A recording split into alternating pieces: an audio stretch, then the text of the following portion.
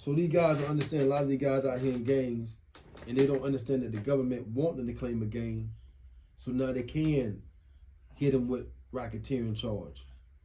They don't understand also when they get caught with them weapons, all these different guns in the commission of a crime, it can put them in a federal situation that they ain't familiar with. Oh, okay.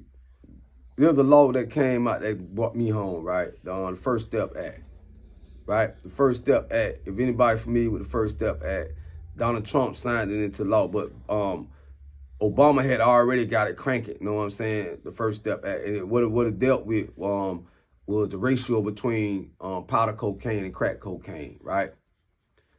But it freed a lot of us that had crack cocaine charges, right?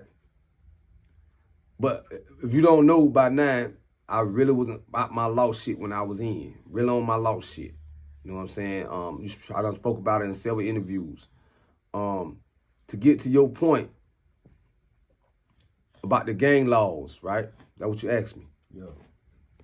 In that law, the First Step Act, when Donald Trump signed that law, there's some other parts. One thing when bills be signed, everybody always focus on what's for them in the bill. They never look at the other parts of the bill.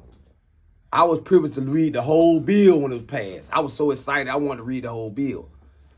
There was laws that was put in there for the next generation. They were letting go of my generation. They got the 20 years that they needed out of us. Right? And that's what it is. If y'all don't do nothing else today, Google.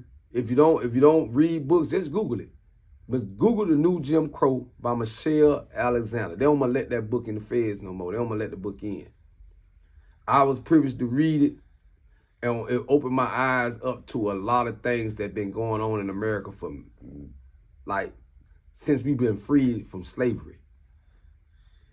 Every soul, she says in her book, for those y'all that have a problem with inmates or ex-convicts coming out on these platforms and just talking prison talk, I'm going to give you some things that prison afforded me the time to do, read, right?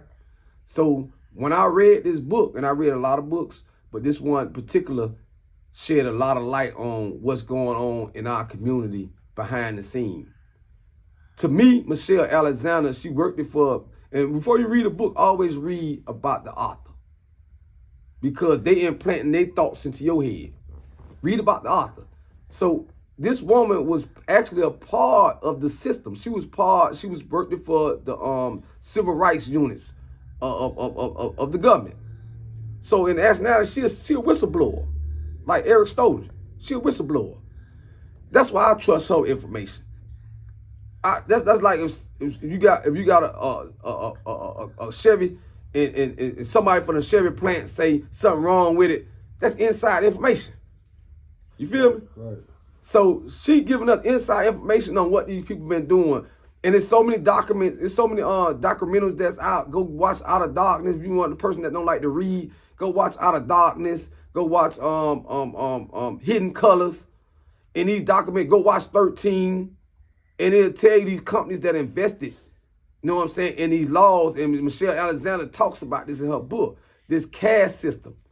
So to get, this thing is so deep, man. We can have a whole interview just on this type of stuff, man. You know what I'm saying?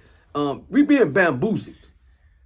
And one of the things they use, and most important, is the music, the culture.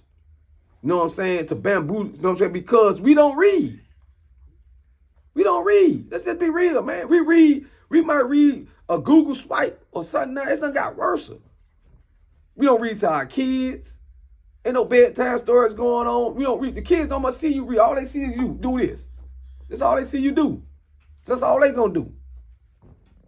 They said all a long time ago, one of the old sayings was, if you want to hide something from a nigga, put it in the book. They ain't motherfucking lying. Excuse my language.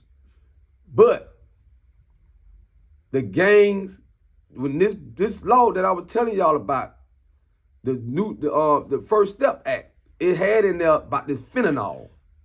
And it had in there the gang laws. And it really, some of these laws already been on the book. They just kept adding, they amend. They like to use that word amend.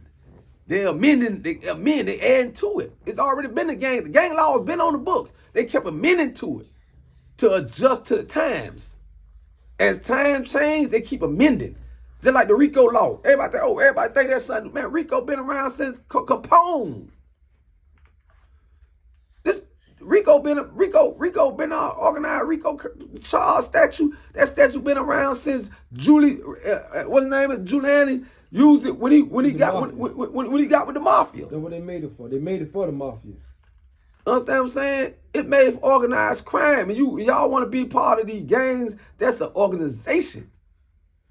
Where two or more are gathered. So now, let me tell you something, so cold this gang law done got. This gang law got so cold, right, that I could be a shot caller or I could be like Thug. In Thug case right now, they talking about a carjacking. Thug ain't got nothing to do with no carjacking. But they could tie association with the people that jacked the car to Thug. That's gang affiliation. That's the gang law.